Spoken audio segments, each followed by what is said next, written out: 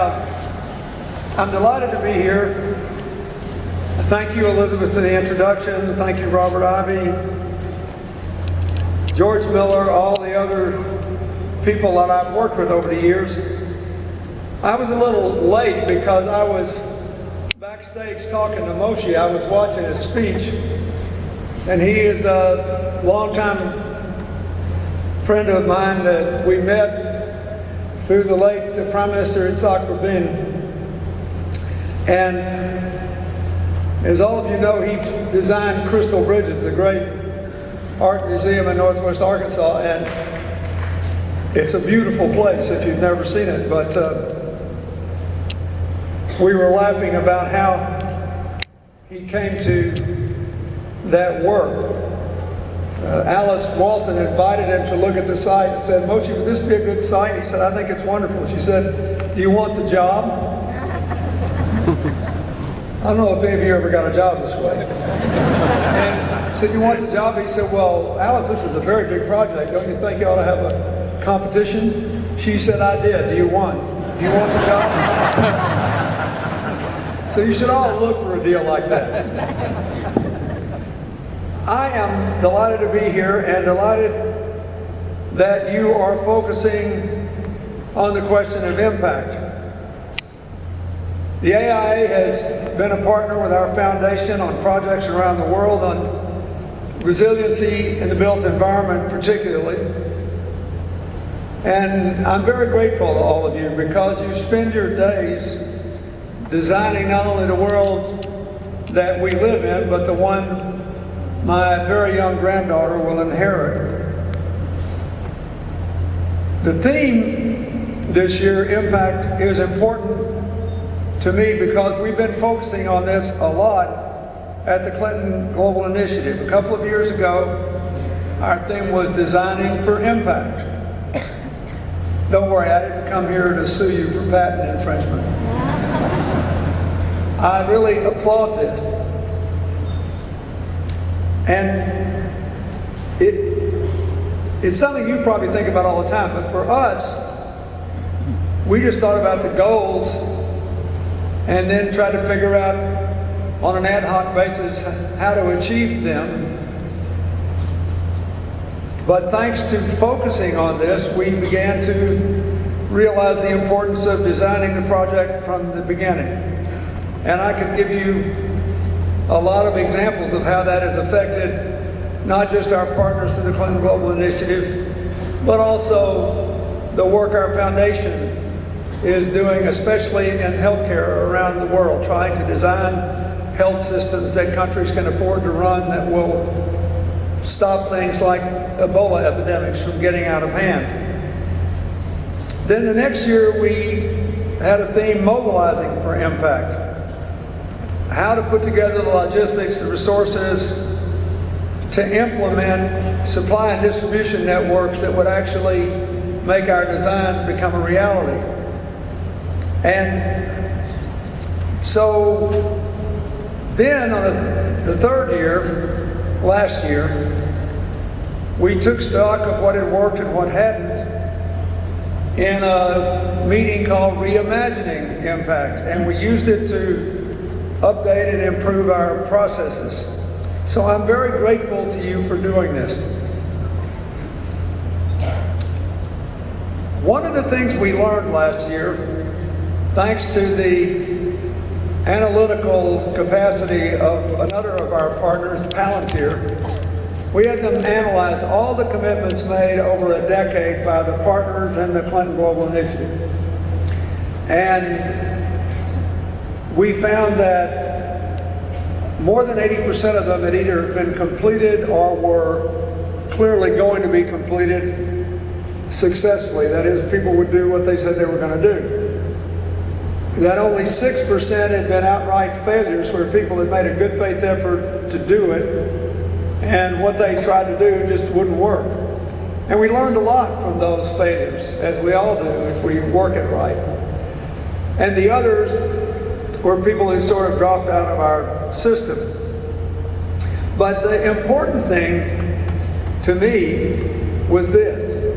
When we started, 65% of the commitments at the first Clinton Global Initiative involved more than one participant, more than one individual, more than one NGO, more than one corporation, and 35% didn't. Now more than 90% do, and there are partnerships, and there's a real reason for that. We found that on average, the partnership commitments had actually exceeded their goals. And the non-partnership commitments got to about, the ones that succeeded got to about 90% of their goals. So it proves something that we all know, which is that when we work together with diverse partners toward a common objective, we have a greater chance to succeed. A few years ago, an American journalist named James Surowiecki wrote a book called The Wisdom of Crowds, in which he cited this mountain of social science evidence that groups make better decisions than brilliant individuals. For example, if instantaneously in this vast crowd we could identify the person with the highest IQ, we may even have some volunteers here. But let's say we got somebody here with 190 IQ, and we took them off and put them in a room and gave them whatever their heart's desire was for the next 2 days and fed questions into them. And the rest of us, we had to stay here in this big crowded room and drink not quite hot coffee. And we got the same questions. Over a 2-day period, the group would make better decisions than the genius. And there are lots and lots of reasons for that, but it's important to emphasize that, in my opinion, in a highly complicated, rapidly changing environment where we have big challenges and massive opportunities, inclusive decision making is necessary to lead to inclusive economic progress, inclusive political participation, inclusive social progress, and to increase the likelihood that we can minimize the forces of destruction in our interdependent world. There is no question that in ways large and small, those of you who are designing the built environment are going to have a big impact on it. When I did photographs backstage, I had conversations about people who were designing schools in Syria or in refugee camps, people who were aching to go to Nepal and do that and help them quickly recover from the earthquake, both by designing schools for children and housing that would be more earthquake resistant in the future. I'm sure all of you read the same articles I did about how the growth of the country basically was undertaken without regard to the geological challenges presented in the event of an event like that which they tragically just experienced. So I think this is really important. And the way I look at the current world, your role is perhaps more important than it ever has been.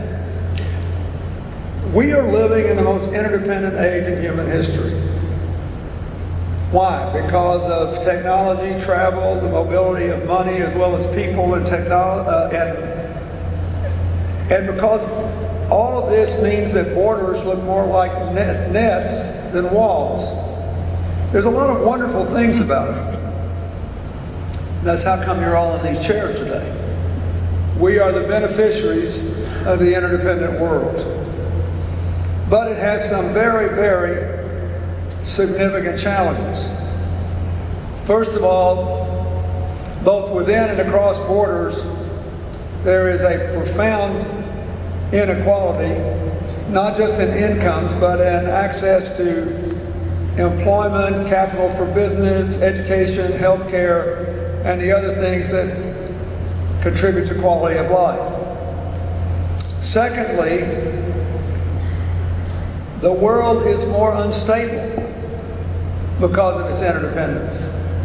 The good news about the instability is that good things can happen in a hurry. A couple of years ago, the World Bank did a simple analysis saying that every increase of 10% in cell phone penetration in poor countries added 0.6% to GDP in those countries. And I saw that myself working in the aftermath of the Southeast Asian tsunami or the Haitian earthquake.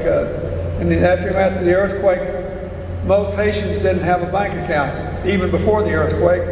So we got a Canadian bank to partner with the biggest cell phone company in Haiti because they did all have cell phones, and all of a sudden there was an explosion in basic banking participation in a way that is building the economy on a broader base now.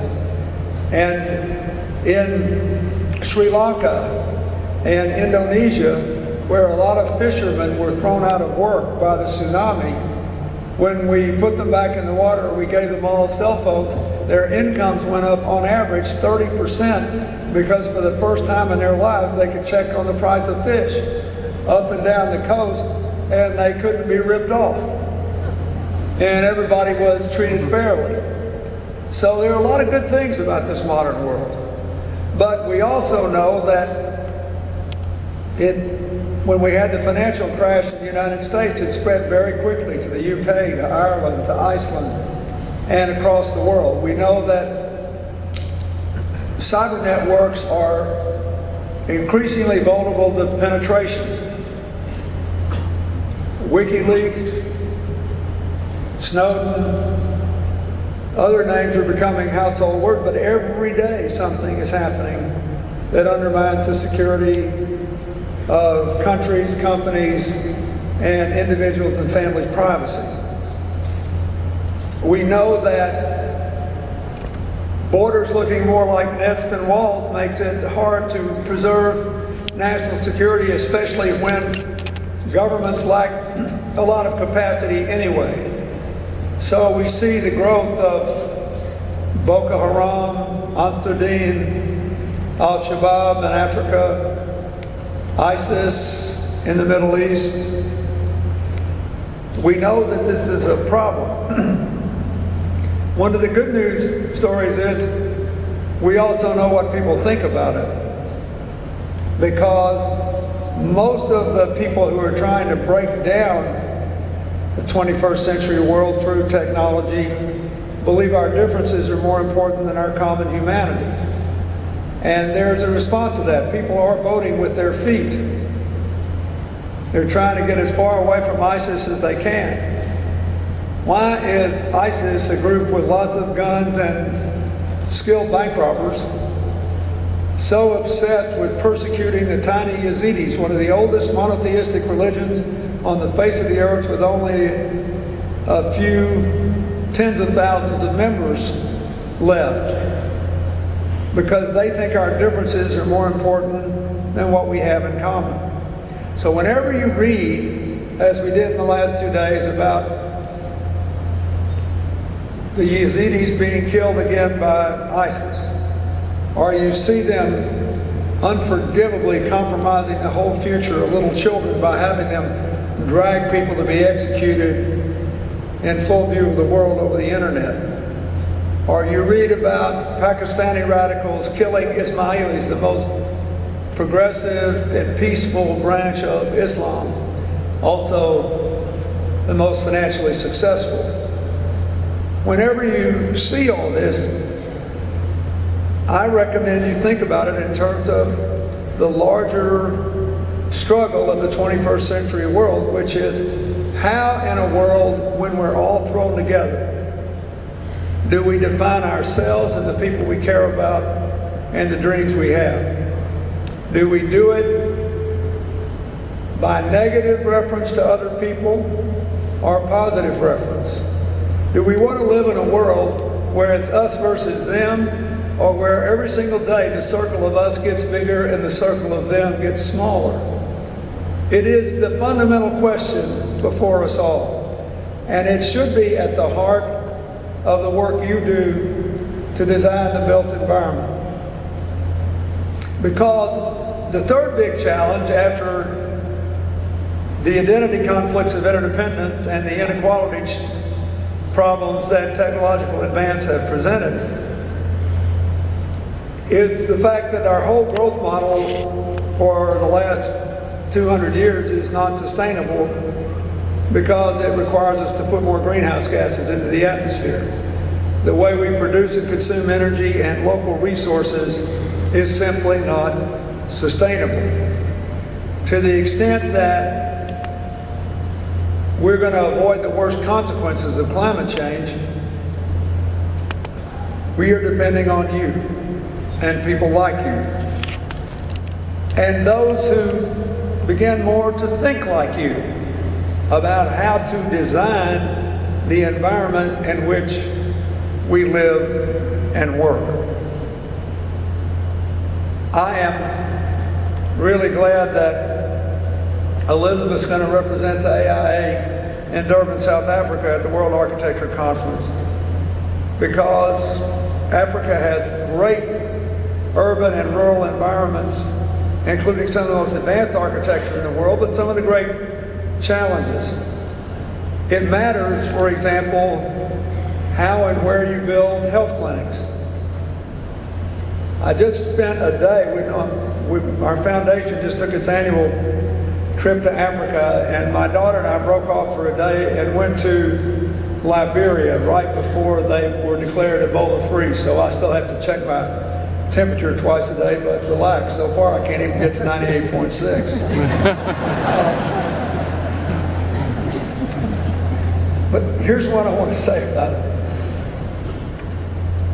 I went there for several reasons, one of which is for people who work in Liberia on AIDS and the prevention of mother-to-child transmission, and were there trying to help build the beginnings of a healthcare system after 14 years of civil war. They were asked to stay, and they didn't leave Liberia for a single day, working on case management in Ebola, and by the grace of God, none of them were infected. And so I wanted to go and thank them, thank the government, and then talk about what we're going to do going forward. But we have to do what we're trying to do in Rwanda, which is to design a health system that will prevent the worst things from happening at a price that the country can afford. We are working with over 20 medical schools, nursing schools, dental schools, Yale Health Management School, to design in Rwanda a system that will need no out-of-country money to operate. Just they'll need it to buy medicine for AIDS and things like that, but just operations by 2020. And I think that that has to be done everywhere. And a big part of that system will be how and where you design the built environment. I'll just give you one example. Mass Design, which is a company perhaps known to many of you, designed the last major hospital we built in Rwanda after they were all destroyed outside the capital in the genocide. And we opened it a couple of years ago. It also was that part of Africa's only cancer clinic, thanks to the great race car driver, Jeff Gordon, who funded it. A lot of people don't know that cancer rates in the developing world are pretty much like they are everywhere else. It's just that the number of people dying from AIDS, TB, malaria, and dirty water infections swamp the concern for it.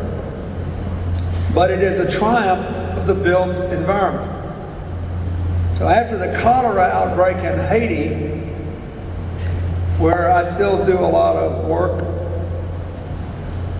Bill Papp, who built the first AIDS clinic in the world in Port-au-Prince in the 80s, decided to build a cholera treatment center.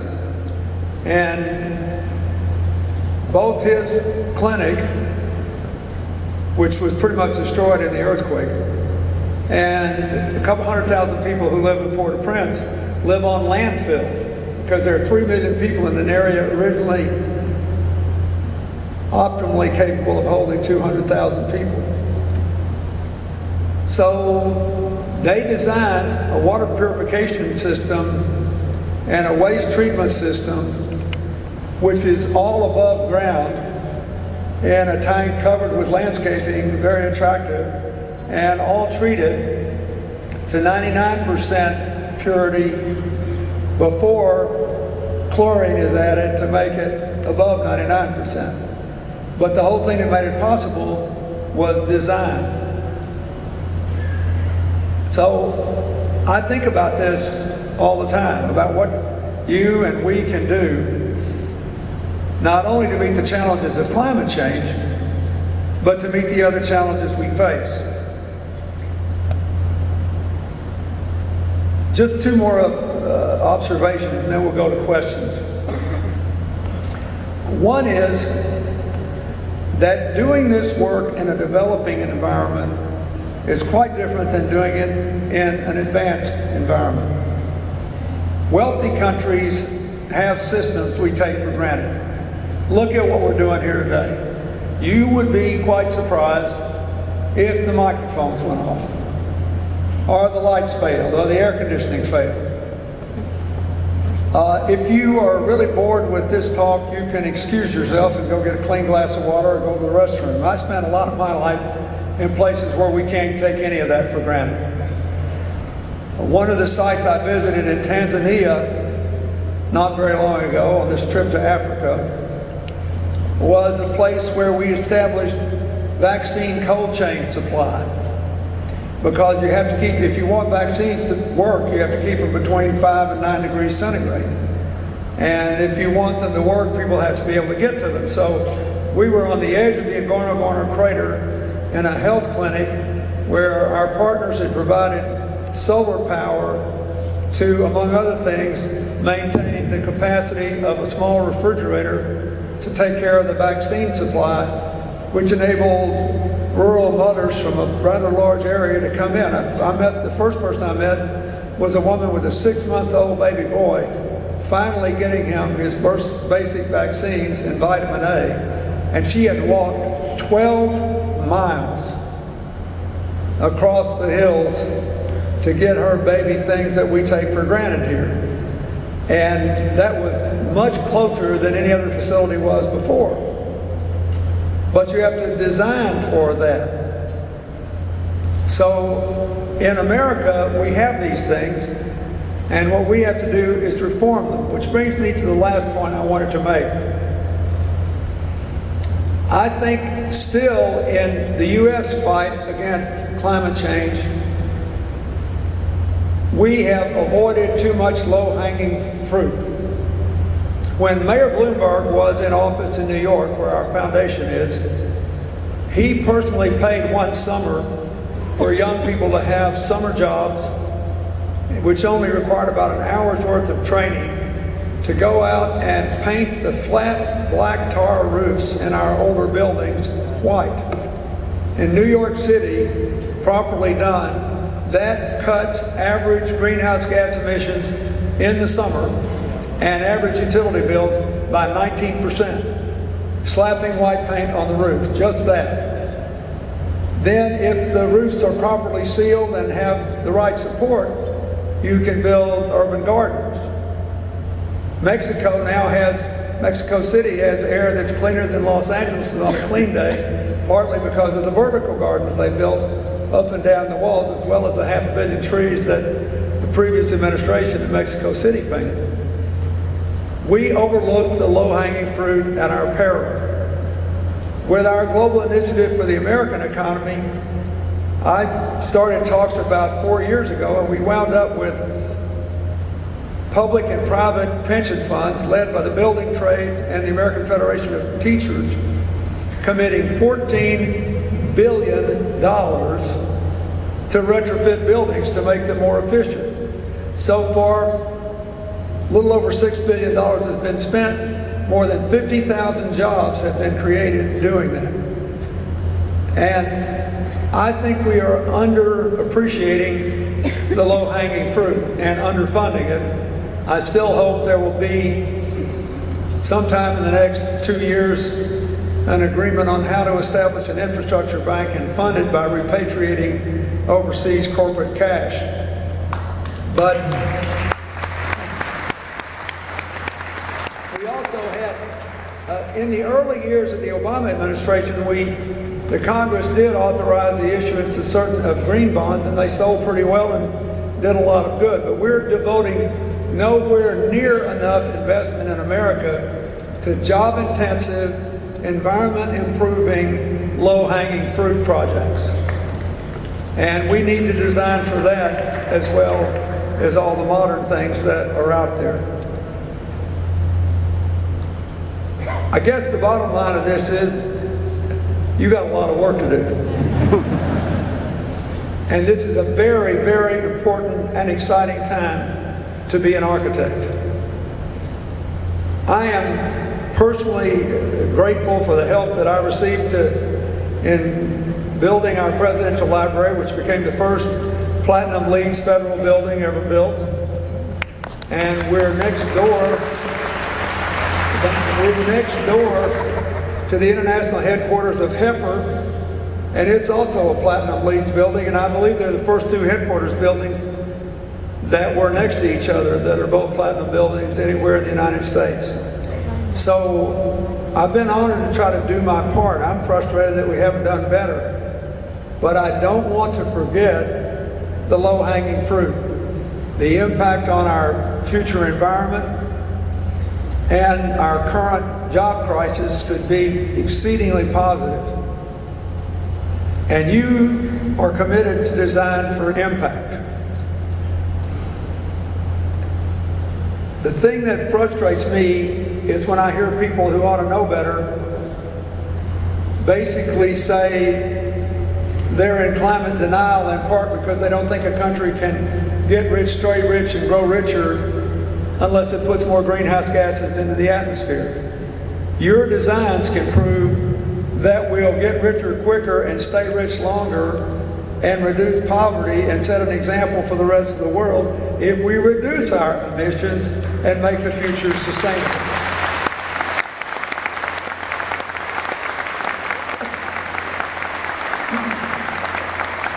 So, I thank you for what you're doing. But when you go home from this meeting, I ask you all to examine exactly how you operate and whether you can do more. I really believe that the 21st century is still likely to be the most interesting, successful time in human history, but it depends on decisions yet to be made impacting on inequality, instability from identity politics, and the problems of climate change. In all three areas, your work can have a profound impact. Thank you very much.